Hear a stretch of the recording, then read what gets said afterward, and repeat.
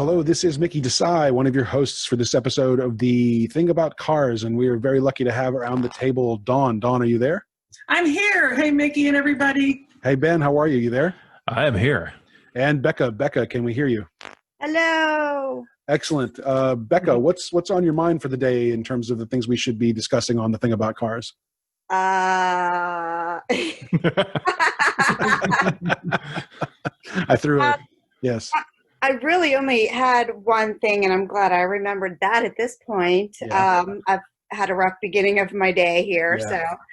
So there was a product similar to others that have been advertised, the whole kind of as seen on TV thing. I'm trying to recall what it's called right now, but it doesn't matter how bad your car's finish is, spray it on and it looks brand new.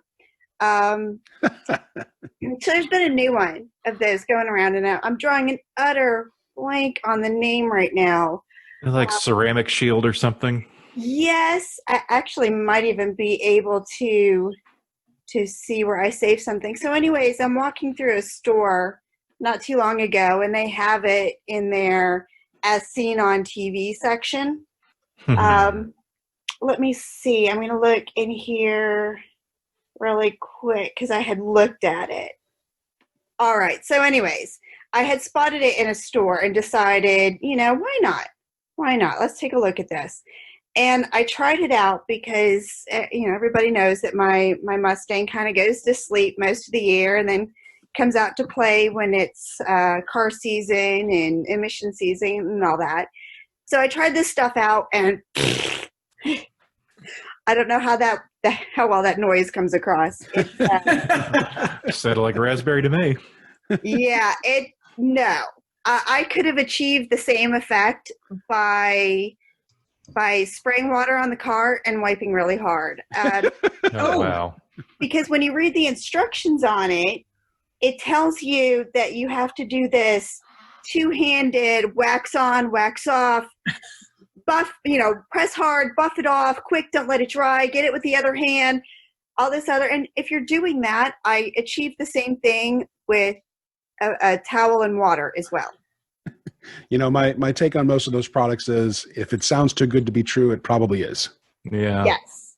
Oh, Shine Armor, I believe.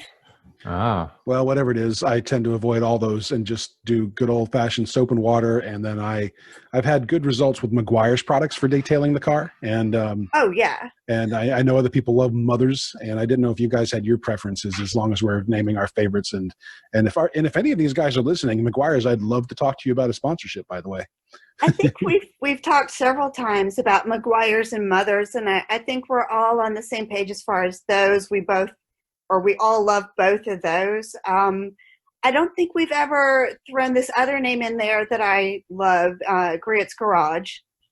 Yeah, I'm not familiar with that one. Have you guys heard of it? I've heard of it, but I haven't used it. Good old Dawn, traditional soap and turtle wax. Yeah, turtle wax. Turtle wax, I have a love-hate. It's only because it is the type that, when you get it on the black parts, but of course, then you pull out your good old back to black. Right. But, I think having a great, microfiber cloth is starting to me to be the best thing. Those microfibers are amazing. Yeah, absolutely. And if you like those, there are these things. I've seen them in Walmart. I can't remember the other places, but they come with it's like a microfiber pad, and there's a set of 5. But then there's this little gray thing that has kind of like Velcro on it, and it allows you to grip the little microfiber pads better. Love it. Neat. Love it. So it gives you a little handle on your microfiber cloths or pads, and it's very, very handy when you're doing things like that. Everyone should have a handle on their car. Yes. Yes. There's also chemical guys. I haven't had to use them a lot, at least, but when you need something for an industrial strength problem, they have certain, like if you've got chemical etching in some glass or something like that, they've got products for that. Yeah, mild abrasives are the way to go for that sort of thing. But I was just thinking of when I was a teenager, just learning how to drive and learning to take care of my car. Turtle wax was it. Turtle wax was like the name on the market. Oh. And, yes, Totally. yes. They were huge.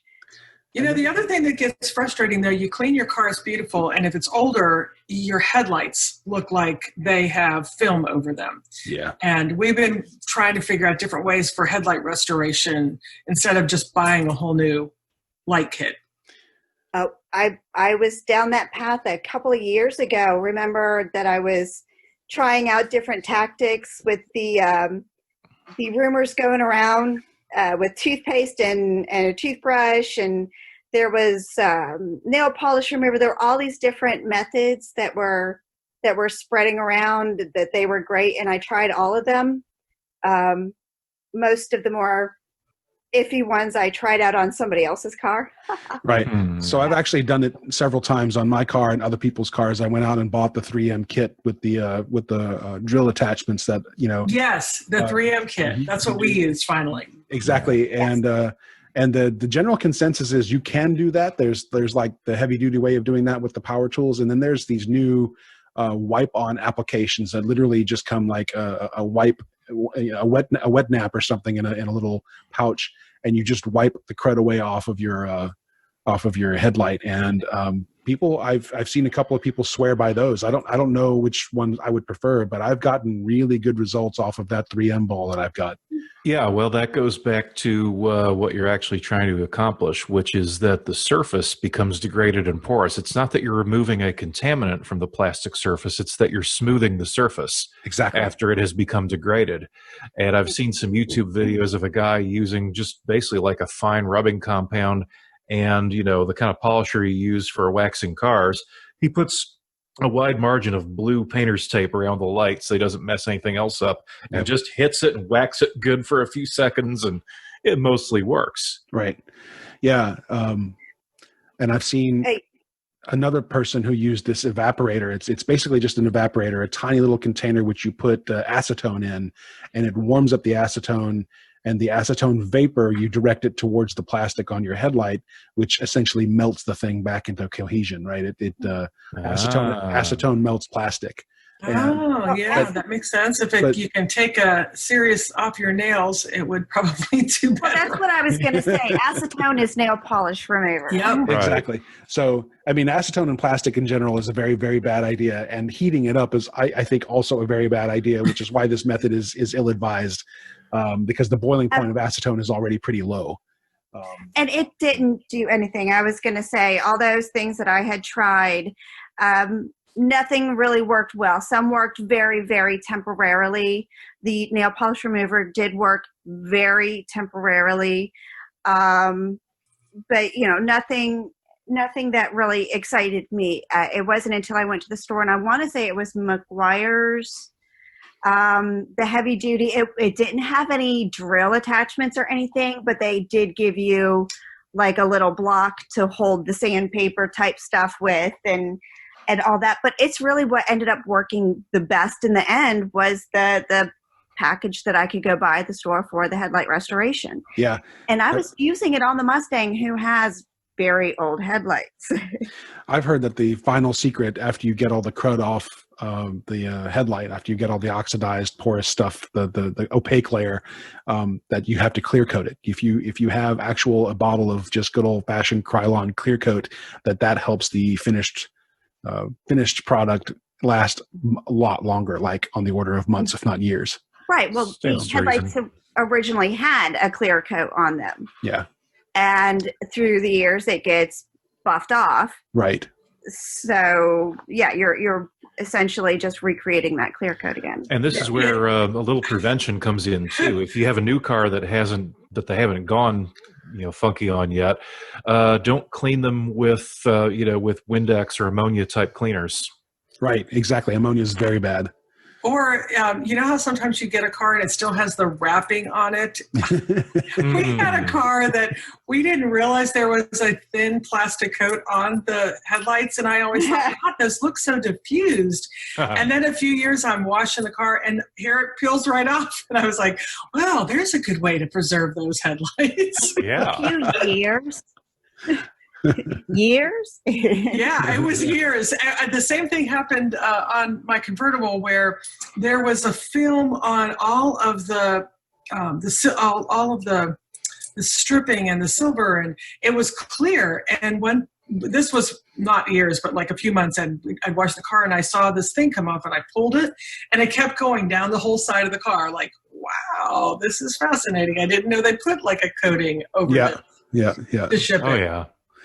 Dawn, when we started the episode, you said that you had an item we should talk about, which was how long you should keep a car, and that is something we've actually touched on from time to time, but not in the purest sense. And I'm just wondering if your thoughts on the matter line up with what we've said in terms of when should you make the decision to get rid of a car or just continue to keep it. We are people that get cars and drive them for a really long time. We've had vehicles up to 15, 20 years.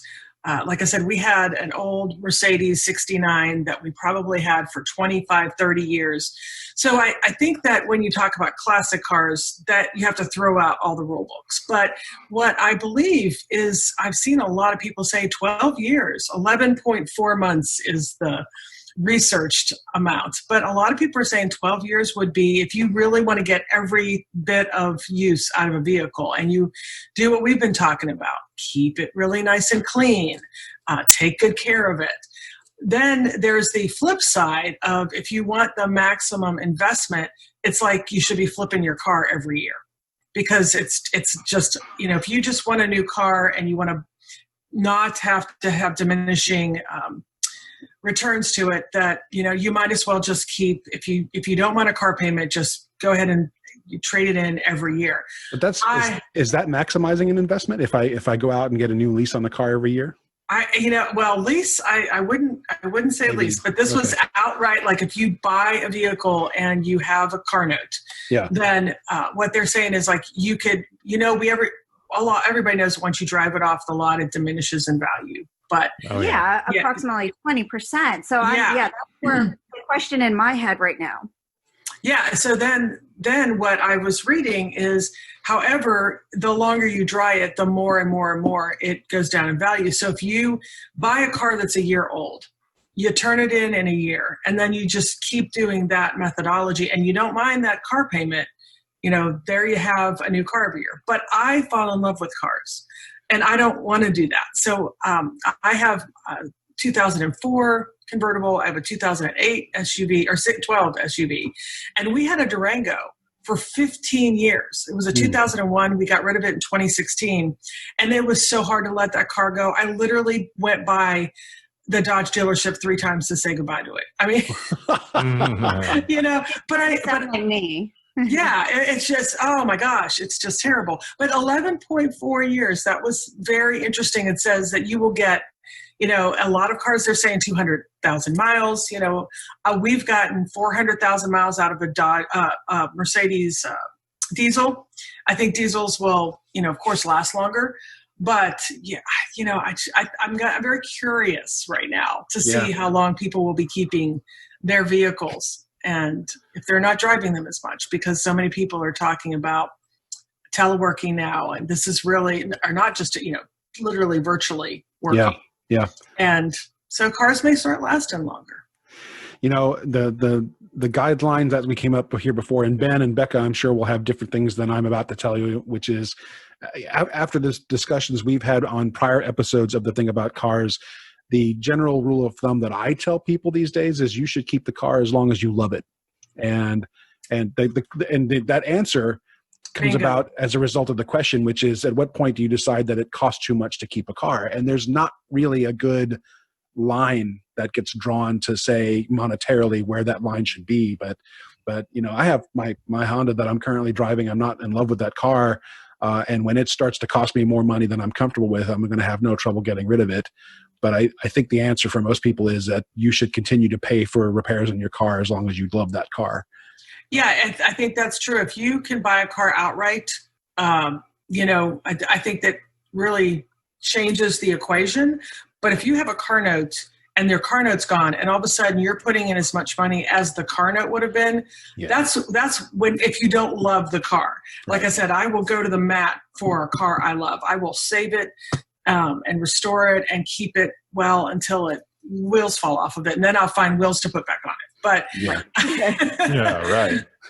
but I agree. I think people need to really think of those equations, and if you love it, That was it. I mean, when I drove the Volvo, I think I did a brief calculation that is, as long as I spent less than $3,000 a year repairing that car, that was still less than a car note for an equivalent car. Right. And so therefore it made sense just to repair the Volvo from a financial point of view. But yeah. But, My Mustang and I just had our 21st anniversary. Oh, So sweet. I've had this Mustang 21 years as of April 19th. nice. This was I've had 5 total Mustangs. This was number 4.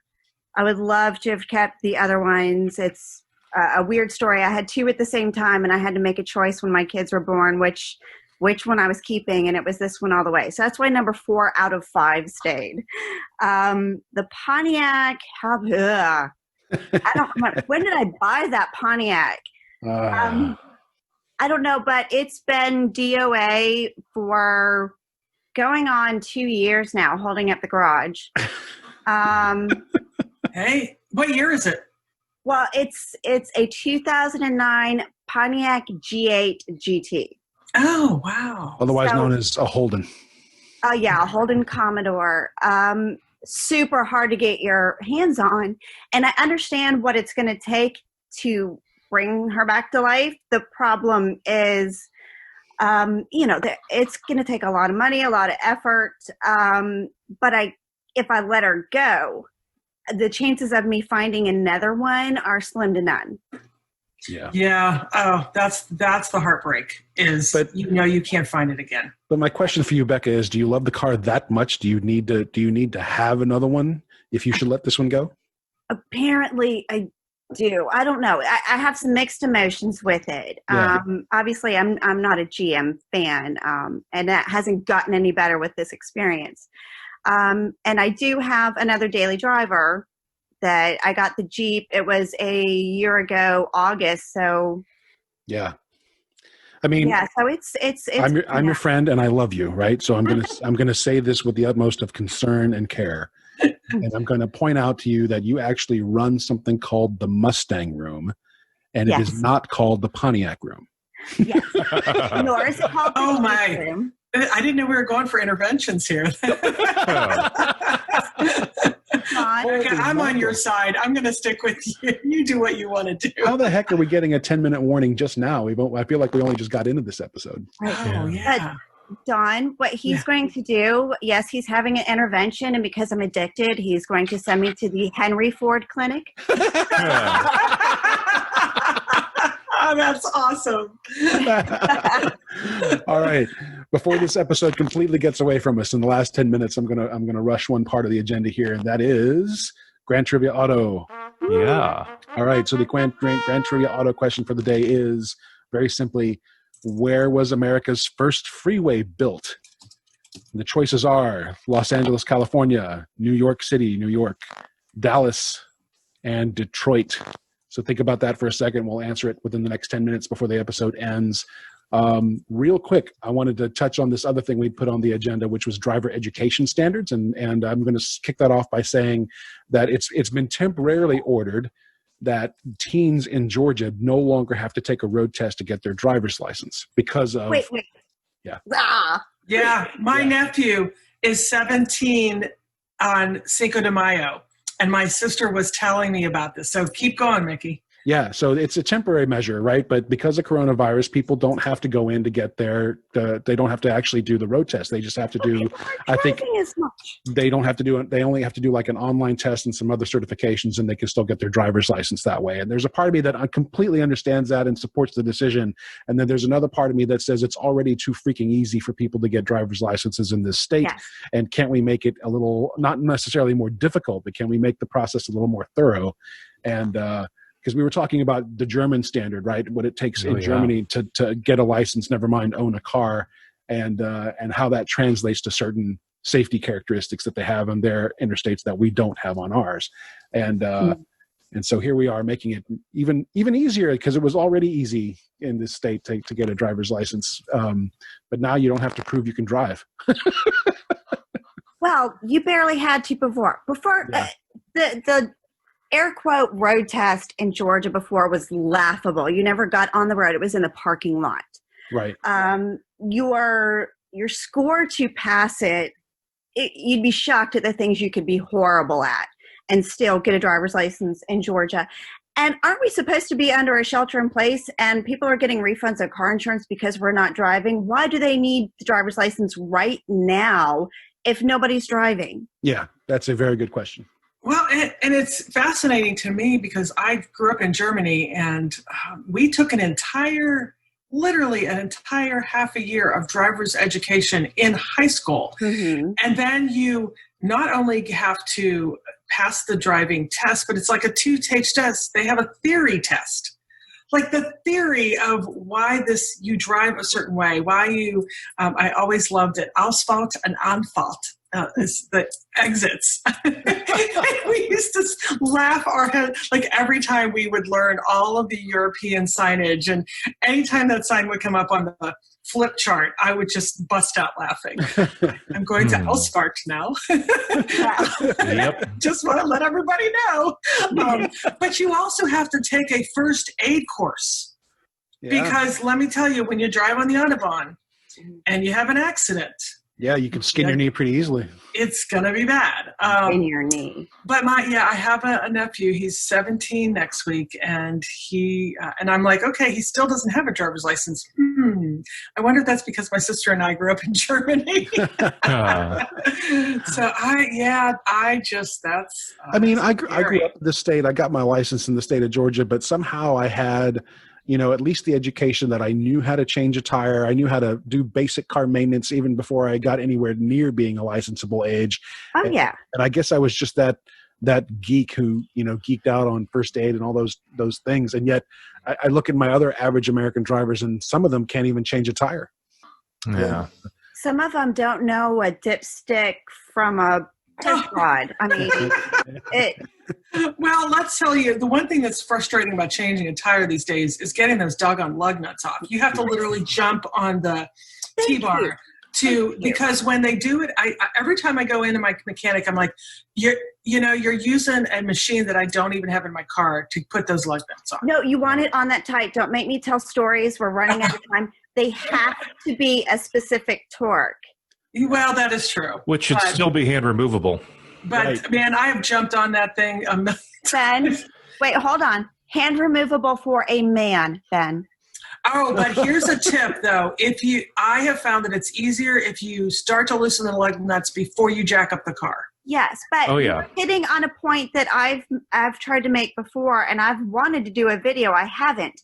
When you are loosening those lug nuts as a woman, because we don't have the upper body strength of a man, you put it on there so you can literally stand on the tire iron to loosen it, then jack it up, then they're hand removable for us. Right. Yeah. Well, even as a big burly guy, I loosen them before I lift the car. I mean, like on a front wheel that has no parking brake, you have to. Yeah. Yeah, that's true. But I think a lot of people forget about that. That's really the trick. Yeah. That's right. And a lot of shops are now using, air wrenches that have a torque setting on them so that they're not just impacted to death. Yeah. Right. I think it only takes like 7 pounds.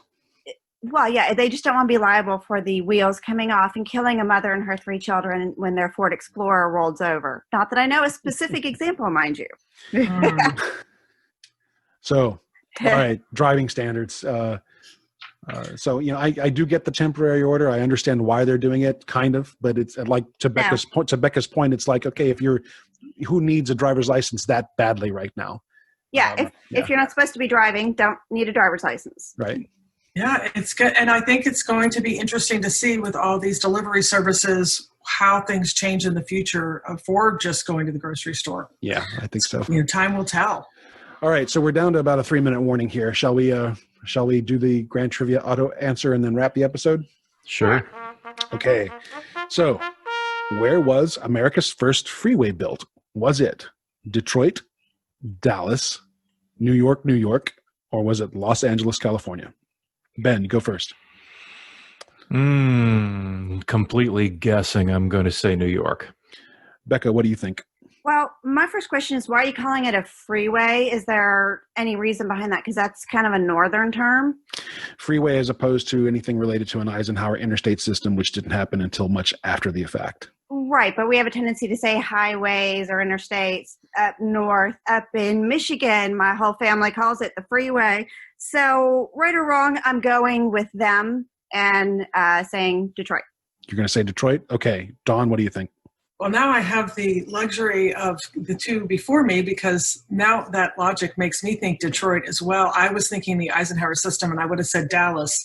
But Detroit makes sense because of also the freeway. A lot of toll roads were out east, and I think as things moved west, they started to become free. And with Motor City, I'm going to go with Detroit. The answer is the first freeway that lacked tolls and having limited access in the United States was the Arroyo Seco Freeway connecting Pasadena and downtown Los Angeles. It opened in 1940 and is now called the Pasadena Freeway, otherwise known as Highway 110. I misled you, Dawn. I'm very sorry. So, LA was, I was thinking also because there's a lot of space out there, free would make sense. But Detroit was logical. Less than a minute to go. Let's say goodbye to our friends. Thanks as always for joining us for this episode of The Thing About Cars. We'll see you again with another episode in about a week. Bye. See you later. Bye, everyone. Safe driving. Thank you for listening. This has been The Thing About Cars. We'll see you on the road.